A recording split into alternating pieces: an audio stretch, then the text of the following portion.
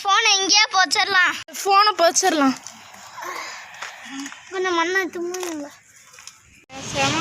ஒரு monthly trip போயிடலாம்.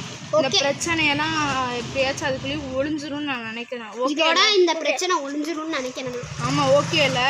அப்போ எல்லாருமே போய் பேக் பண்ணுங்க. இனிமே இந்த ஃபோனாலும் நமக்கு அந்த தொல்லையே இல்லை. அங்கே பாரு கூடி ஓப்பன் ஆயிடுச்சு. யாரோ எடுத்துட்டு போயிருப்பாங்க கூட. அந்த டப்பா ஃபோனை யாரும் எடுத்துட்டு போனா நம்மளுக்கு என்ன? சரிவா, நம்ம போய் விளாடுவோம்.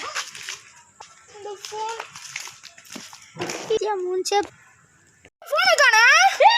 அங்க பாரு, ஃபோன் இங்க இருக்கு.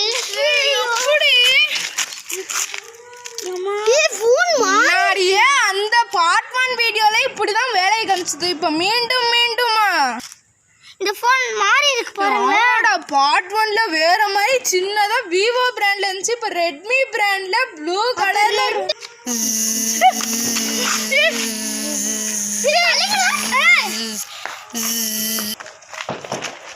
வேணா ஒரு சாமியாரை போய் பார்ப்போம்.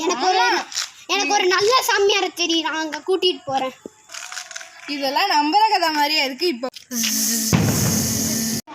மச்சி, நாங்கள் சொன்ன மாதிரியே அவனை அங்கே கூப்பிட்டு வர போகிறோம். கெட்டப்பில் ரெடியாக சொல்லிட்டேன். சாய் போச்சுடா.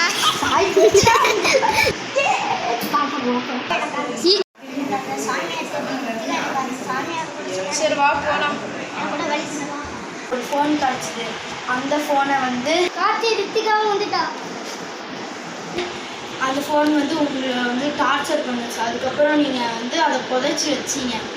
அதுக்கப்புறம் நீங்கள் 1 மந்த் ட்ரிப்பு போனீங்க.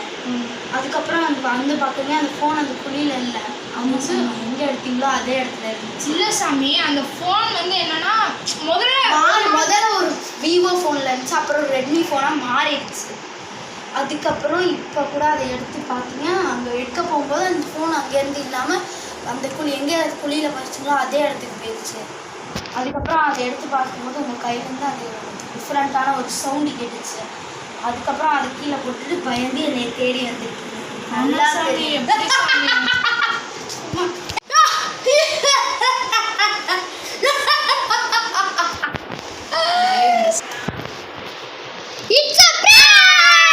நான் யாரும் தெரியலையா? நான் தான் உங்கள் ஃப்ரெண்டு.